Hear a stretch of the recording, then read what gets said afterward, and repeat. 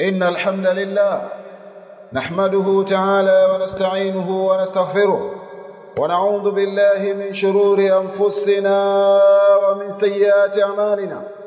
من يهده الله فلا مضل له ومن يضلل فلا هادي له، وأشهد أن لا إله إلا الله وحده لا شريك له، وأشهد أن محمدًا عبده ورسوله.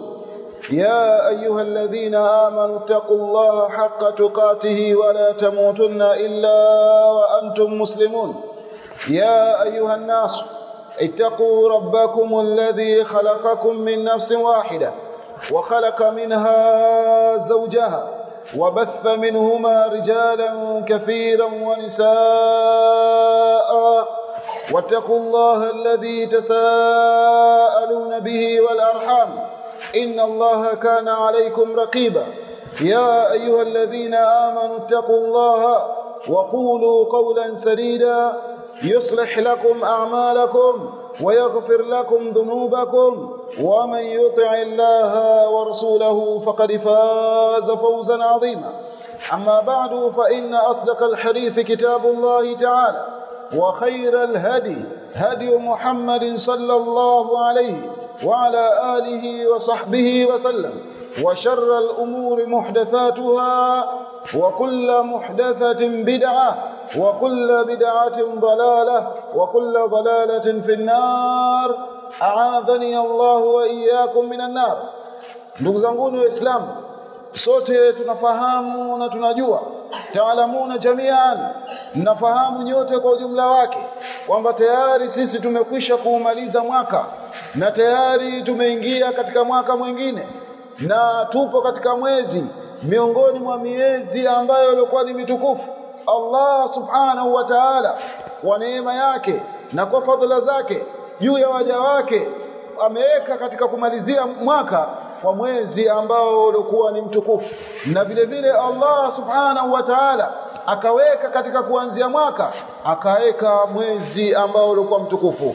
Mwaka wa Kiislamu Allah akaumalizia kwa mwezi wa Dhulhijja ambao ni mwezi wa 12. Kadhalika vile vile Allah akaweka kwamba Muislamu akiingia katika mwaka mwingine mpya akaweka mwezi wa Muharram, kwa maana Muislamu anatoka katika mwaka hali ya kuwa yupo katika mwezi uliokuwa mtukufu na anaingia katika mwaka mwingine hali ya kuwa yupo katika mwezi ambao uliokuwa ni mtukufu. Sasa Muislamu ni juu yake kujitathmini, ni juu yake kukaa na kutafakari, je, mwaka ambao nilikuwa mimi nimeumaliza katika hali gani? Katika hali ipi ambayo mimi nilikuwa nimeumaliza mwaka ule? Je, nimeumaliza mwaka katika hali ya kumridhisha Allah? Je, nimeumaliza mwaka katika hali ya kutekeleza amri za Allah na kuacha makatazo yake, au nimeumaliza mwaka katika jambo la kumwasi Allah subhanahu wa ta'ala na kuacha amri zake?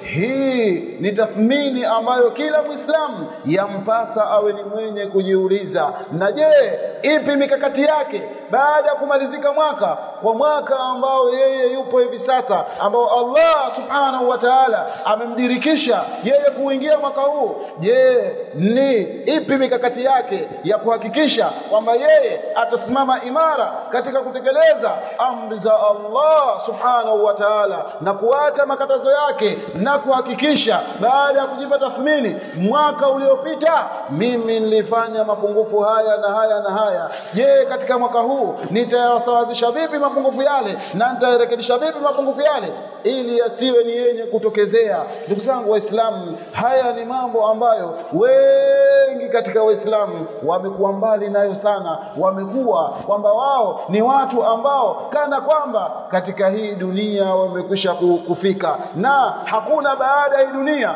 maisha mengine ya akhira. Na uhalisia hauko hivyo. Uhalisia ulivyo kwamba baada ya maisha haya kuna maisha mengine ya milele, na hayo maisha ya milele ndiyo ambayo yanatakana kwamba kuandaliwa, ndiyo ambayo yanatakana kwamba mtu ayatengeneze, na kuyatengeneza kwake ni hapa hapa duniani. Enyi ndugu zangu Waislamu, tutambue, enyi ndugu zangu Waislamu, mwaka umemalizika na tumeingia katika mwaka mwingine, na sasa tupo katika mwezi wa Muharram ambao Uislamu umeufanya mwezi huo wa Muharram ndio kwa mwezi wa kwanza katika miezi 12 ndani ya mwaka mzima wa Kiislamu. Mwezi huu Mashia wao wameugeuza mwezi huu wakaufanya kuwa ni mwezi wa huzuni sana. Wao wakaufanya mwezi huo ni mwezi wa kujipiga mapanga. Wao wakaufanya mwezi huo ni mwezi wa kuyafanya haya na yale katika yale mambo ambayo kwa sio mazuri. Sasa wewe faalaika an tukhalifa hadhihi alada, basi wewe unatakana ukhalifu, uende kinyume na ada hii.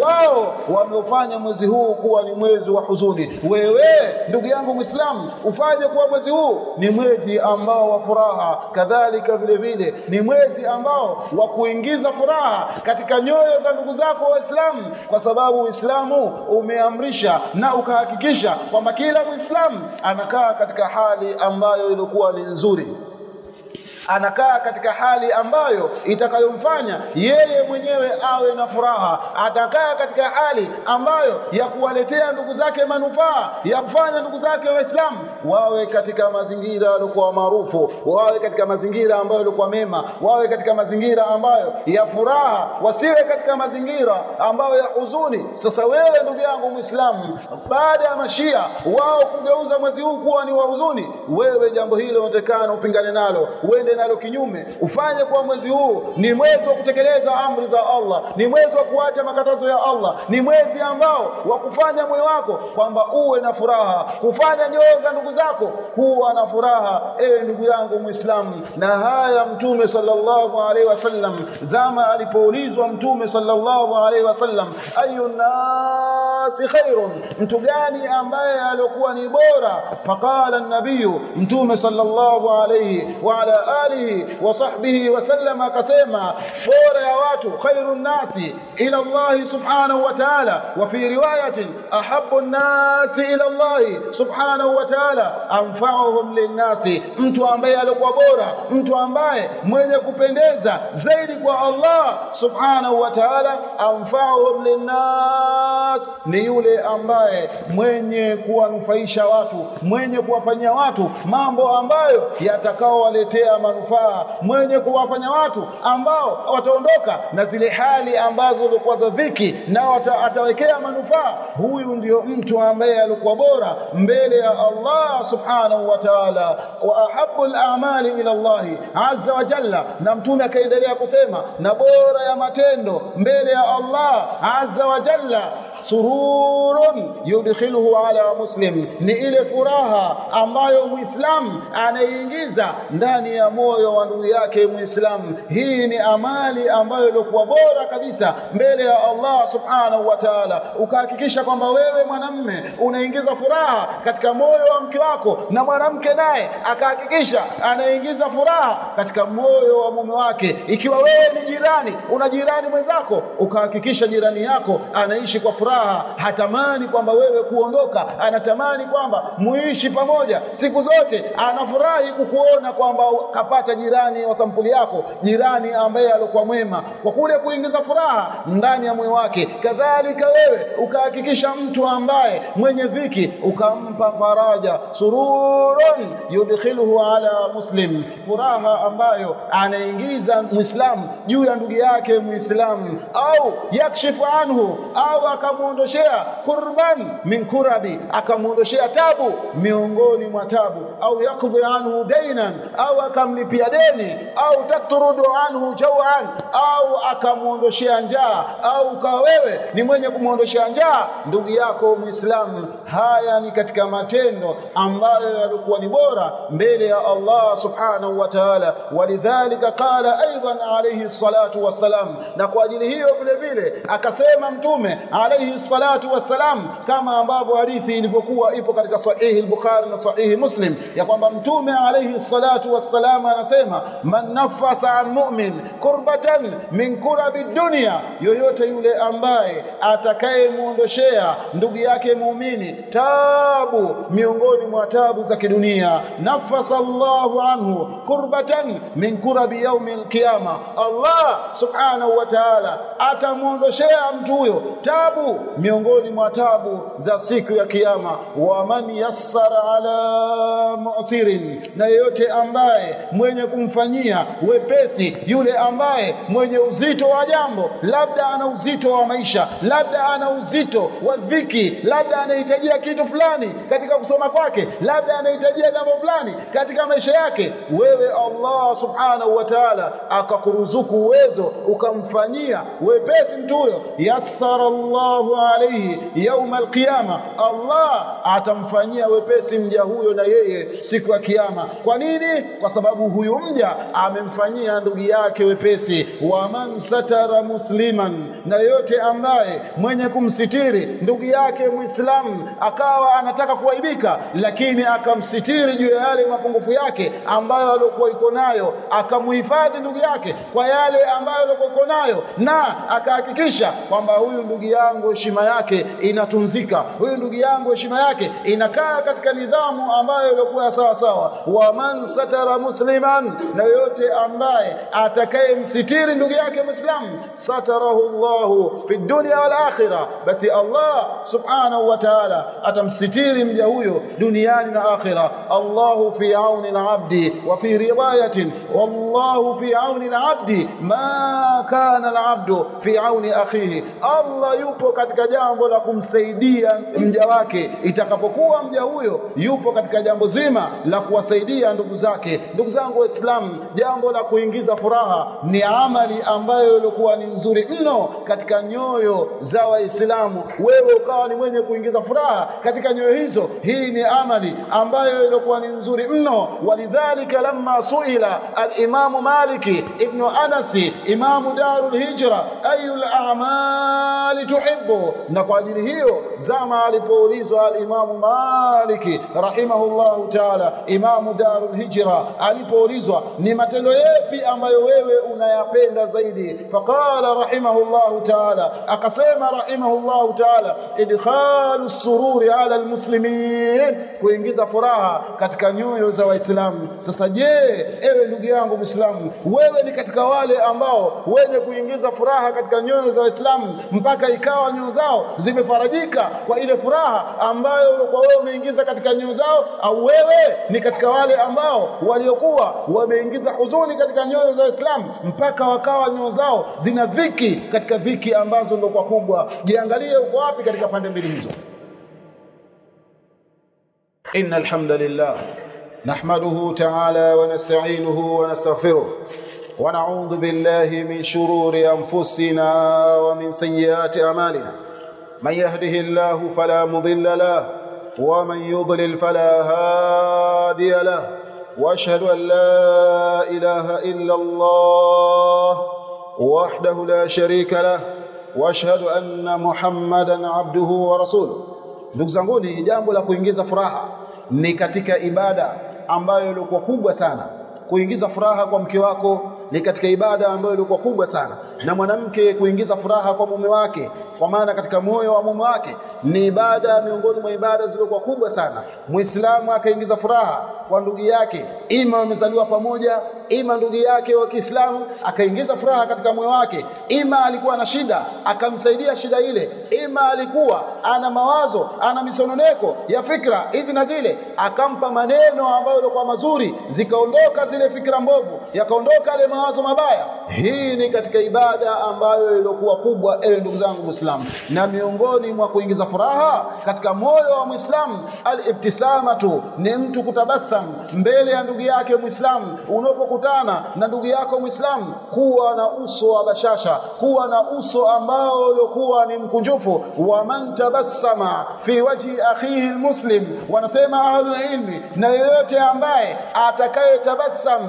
mbele ya uso wa ndugu yake Muislamu, wajala wajhahu bashushan, akaufanya uso wake ni wenye bashasha, fi wajhi ikhwanihi, katika zile nyuso za ndugu yake anapokutana na ndugu zake, akawa yeye ana bashasha, ana furaha na uso wake ni mkunjufu kabisa.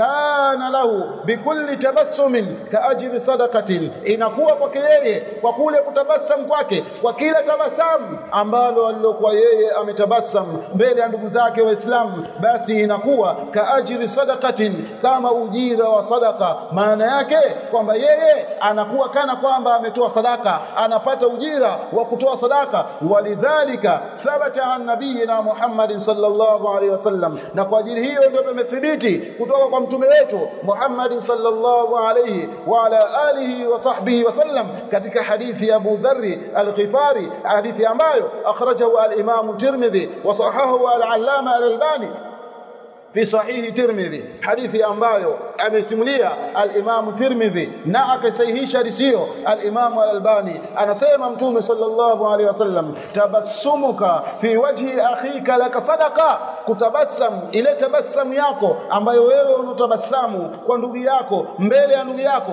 pale ambapo unapokutana naye, jambo hilo ni jambo ambalo lilikuwa zuri. Jambo hilo wewe ukilifanya, hiyo inakuwa ni sadaqa. Jambo hilo linakuwa ni jambo ambalo lilikuwa zuri mno. Allah subhanahu wa ta'ala analipenda jambo hilo. Sasa wale ambao walikuwa ndani ya ndoa, wale ambao wao kuna siku wanachukiana, kuna siku kila mmoja uso wake umevimba, wafahamu kwamba jambo hilo ni jambo ambalo shetani ndiyo ambaye alikuwa amelizalisha, kwamba nyinyi mlikuwa mnaishi katika hali ya kila mmoja akimwona mwenzake anatabasamu, lakini matokeo yake baada muda mfupi kabisa wanandoa hao wakawa ni wenye kuchukiana, wakawa kila mmoja akimwona mwenzake amevimba uso wake. Afahamu kwamba mwanamume, afahamu kwamba mwanamke, jambo hilo ambalo lilopatikana baina yao ni jambo ambalo amelizalisha shetani. Ameondosha ule ujira ambao uliokuwa unapatikana mara kwa mara kwa kule mume kumtabasamia mke wake, kwa kule mke kumtabasamia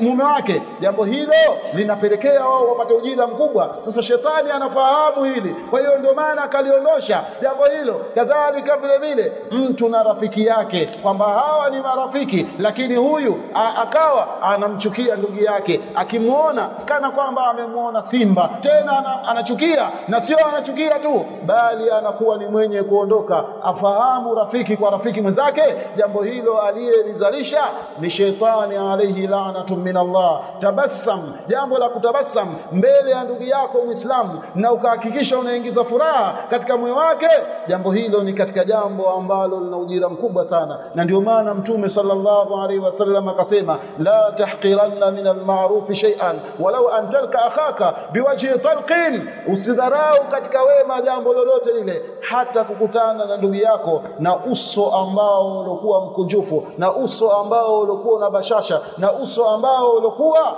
upo katika hali ambayo ikionekana kwamba ndugu yangu yule amenifurahia, ndugu yangu yule ana bashasha, ndugu yangu yule yupo katika mazingira ambayo yalikuwa ni mazuri. Hii ni katika ibada ambayo ilikuwa ni kubwa sana, na Muislamu siku zote yampasa yeye awe anaangalia mambo ambayo yatakaopelekea wale ndugu zake wawe na furaha, wale ndugu zake wawe na nyoyo ambazo zilikuwa ni kunjufu kwake yeye. Haina maana labda unapomuona ndugu yako anakosea katika jambo ukamkosoa na ukamrekebisha. Baadhi ya watu wakikosolewa, baadhi ya watu wakirejeshwa katika haki, wao wananuna, akinuna mwache anune, lakini kwamba wewe unampendelea haki yule ndugu yako Muislamu, humpendelei shari. Kwa maana ukimwona anafanya maovu ya zinaa ukamlingania aachane na maovu ya zinaa, basi wewe umempendelea kheri, umemtakia kheri yule. Kwa maana ukamwona ndugu yako anaingia katika maovu ya kumshirikisha Allah subhanahu wa ta'ala, wewe ukamlingania, ukamwambia achana na mambo hayo, hayo ni mambo ambayo yatakuweka katika pahala palipokuwa babaya duniani na akhera. Yeye akanuna, wewe huna dhima juu yako, kwa sababu wewe umemlingania yule katika mambo ya kheri, umemlingania, umemtoa katika shari, umemleta katika kheri. Lakini yeye akaona huyu mimi ananivunjia mambo yangu, huyu mimi ananisema vibaya, huyu mimi hataki kwamba mimi niendelee na mambo yangu. Mambo yapi hayo ambayo wewe unataka uendelee? Mambo ya kumwasi Allah, mambo ya kuchupa mipaka ya Allah subhanahu wa ta'ala. Haina maana kwamba wewe usimkataze, mkataze mkataze hata ikiwa atanuna, hata ikiwa atakereka, mkataze, kwa sababu ni katika jambo ambalo la kumtakia kheri, na yule baadaye atakuja kupata furaha, atakuja kupata bashasha kwa kule wewe Muislamu kumkataza lile jambo ambalo kwa iko nalo katika maovu. As-salafi salih, ndugu zangu Waislamu, walikuwa na ihtimamu kubwa sana katika kuingiza furaha katika nyoyo za Waislamu, bali walifikia pahala mpaka kuingiza furaha katika nyoyo za watoto wadogo. Ndio wanasema ahlul ilmi, marra ba'd as-salafi ala sibyatin yal'abun, alipita mmoja katika salafi salih, mmoja katika wema ambao walikuwa wametangulia, alipita ala sibyatin yal'abun, alipita kwa watoto wanacheza, fashtara jawzan wa huwa naw min alhalwa, akanunua aina fulani hivi ya pipi, aina fulani ya vitu vitamu vitamu vinaitwa halwa, ima ikiwa pipi, ima ikiwa halwa yenyewe, ima ikiwa chochote kile ambacho kilichokuwa kina sukari ndio kinaitwa halwa. Akanunua mfano wa pipi, fafarakahu alayhim, baada kukinua kitu hicho akazitawanya zile, akawapa wale watoto ambao wanocheza pale. Walamma suila limadha fa'alta dhalika, na zama alipoulizwa huyu mja mwema katika waja wema, kwa nini wewe ukafanya hivyo? Faqala rahimahullahu ta'ala, aktasibu ajra, mimi nimefanya hivyo nachuma ujira mbele ya Allah subhanahu wa ta'ala. Wayafrahuna bimalin yasir, na ili wafurahi hawa watoto kwa mali ambayo ilikuwa ndogo sana. Na ni kweli kabisa, maana yake pipi ukizinunua, kama kuna watoto 5 ukanunua pipi 5, akesha ukampa kila mmoja mali ndogo sana ambayo wewe umeitumia, lakini ukaingiza furaha katika zile nyoyo ambazo waja walikuwa kunao. Bali jambo la kuingiza furaha katika moyo wa mtu ambaye alikuwa na dhiki sana, ukamsaidia wewe, ni katika amali ambayo ilikuwa kubwa sana. Na wewe ukijapata dhiki, basi hebu muombe Allah subhanahu wa ta'ala kwa ile amali ambayo ulikuwa umeifanya, na ukajua kwamba amali hii nimeifanya kwa ikhlasi mimi, na nimefanya kwa ajili ya Allah subhanahu wa ta'ala. Muombe Allah, ya Rabbi, nakuomba mimi, kuna siku mja wako fulani alikuwa na shida, alikuwa na huzuni, mimi nikawa ni sababu ya kumuondoshia ile huzuni, akawa na furaha, na kuomba kwa amali yangu ile nijalie jambo kadha. Basi angalia matokeo yake atakapokuwa, kama vile ambavyo walivyokuwa wale watu wa pango watatu wale, kila mmoja alitawassal kwa amali yake ambayo ilikuwa ni nzuri. Kwa hiyo usidharau jambo la kuingiza furaha katika moyo wa ndugu yako Muislamu.